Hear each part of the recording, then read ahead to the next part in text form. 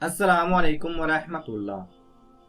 حضرت سلطان محمود غزنوی رحمۃ اللہ علیہ اپنے کچھ سپہ سالاروں کے ساتھ جنگل کے راستہ سے بھٹک گئے۔ عصر کے وقت تیزی سے سورج ڈھلنے کی طرف گزر رہا تھا۔ سلطان جنگل میں راستہ تلاش کرنے میں سرگرداں تھے کہ ایک ہندو دھرم کی شہزادی پر نگاہ پڑی، جو اپنی کنیز کے ساتھ شاید شکار پر نکل آئی تھی۔ اکیلی شہزادی اور اس کی کنیز اس چیز سے بے خبر دریا کے کنارے پاؤں ڈبوئے بیٹھے تھے کہ ان کے پیچھے ایک جنگلی ریچھ پہنچ چکا ہے۔ اس وقت تک کہ سلطان کا تیر اس کے حلق سے آر پار ہوتا، وہ ریچھ شہزادی کی کنیز کو ایک ہاتھ کے پنجے سے ضرب دے چکا تھا۔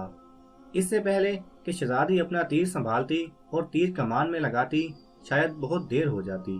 سلطان محمود غزنوی رحمۃ اللہ علیہ نے پے در پے 3 تیر اس جنگلی درندے پر دے مارے، جس سے وہ ڈھیر ہو گیا۔ شہزادی کو یہ جاننے میں مشکل نہ ہوئی کہ اس مہارت اور بہادری کا مظاہرہ کوئی جنگجو سپہ سالار ہی کر سکتا ہے۔ شہزادی سلطان کی طرف متوجہ ہوئی، اظہار تشکر کے لیے اپنا تعارف کرواتے ہوئے بولی، میرا نام سمرتی ہے، میں جے پور ریاست کے راجہ کی اکلوتی بیٹی ہوں، میری جان بچانے کا شکریہ، میں تمہیں اپنے پتا سے کہہ کر فوج میں کوئی اعلیٰ عہدہ دلا دوں گی۔ ویسے تم ہماری فوج کے سپاہی نہیں لگتے ہو، بتاؤ کہاں سے تعلق ہے تمہارا؟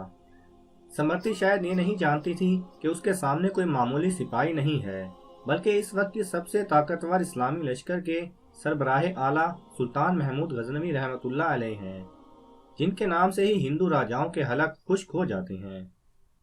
سلطان نے مختصراً اپنی شناخت ظاہر نہ کرتے ہوئے کہا، جی کسی اور فوج کا سپاہی ہوں۔ چلیے محترمہ، میں آپ کو کسی محفوظ مقام پر پہنچا دوں گا، آپ میرے پیچھے چلتی جائیں، اندھیرا بڑھتا جا رہا ہے، راستہ نہ ملا تو شاید اسی جنگل میں رات بسر کرنی پڑے گی۔ شہزادی سمرتی جان چکی تھی کہ یہ شخص لالچی اور خوف سے پاک ہے۔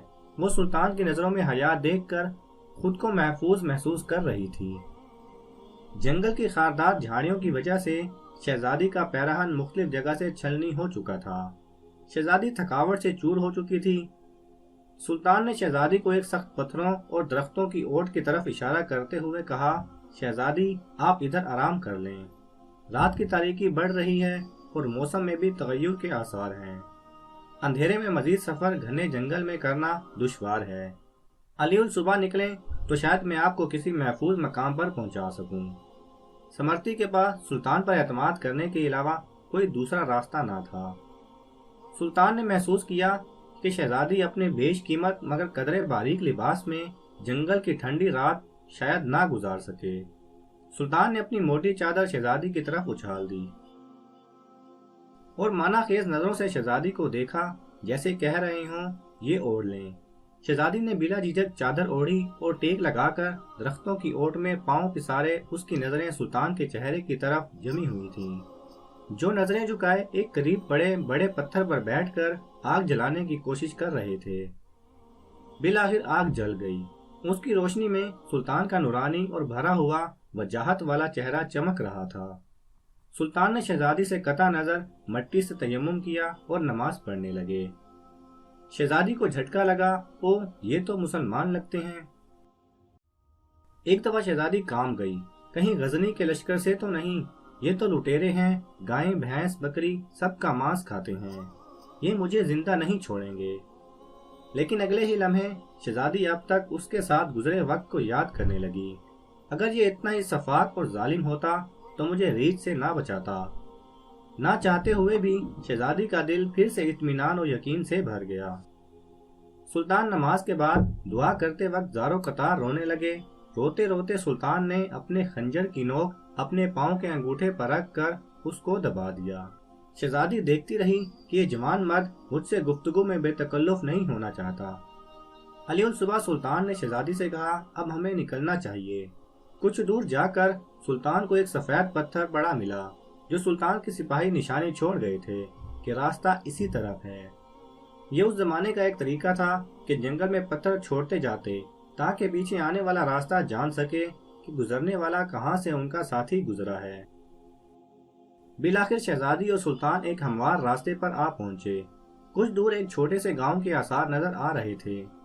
سلطان نے کہا، یہ آپ کی ریاست کی حدود کا ہی گاؤں معلوم پڑتا ہے، شہزادی بولی، ہاں دیکھتے ہیں۔ گاؤں پہنچنے پر شہزادی نے گاؤں کے مکھیا کو بلاوا بھیج دیا۔ مکھیا اپنے کچھ ساتھیوں سمیت حاضر ہوا۔ شہزادی نے کہا، ہمیں 2 برق رفتار گھوڑے دے جائیں اور کچھ خشک اناج اس سپاہی کو دیا جائے۔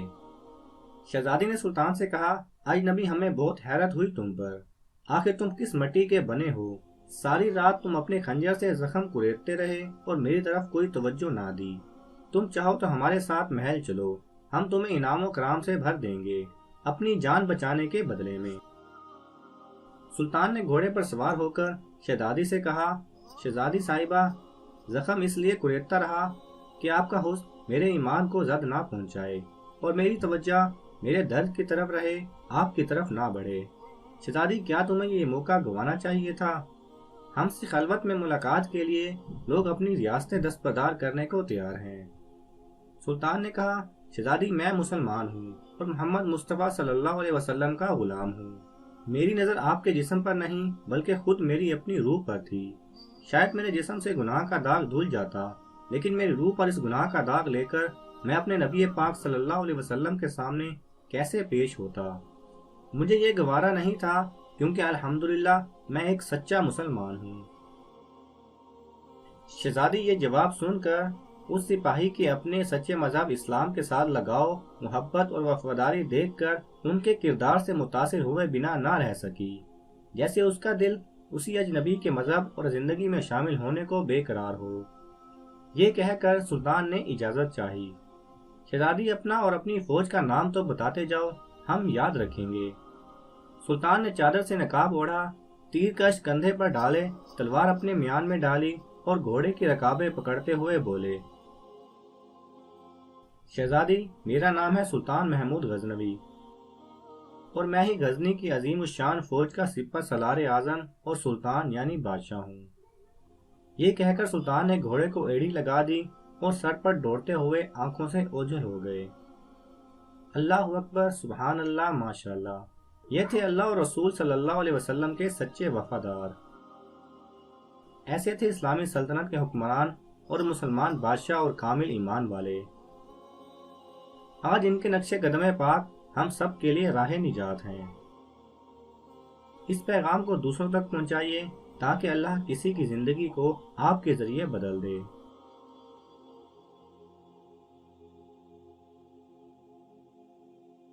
اگر آپ کو یہ ویڈیو پسند آئے تو اسے لائک اور شیئر کیجئے۔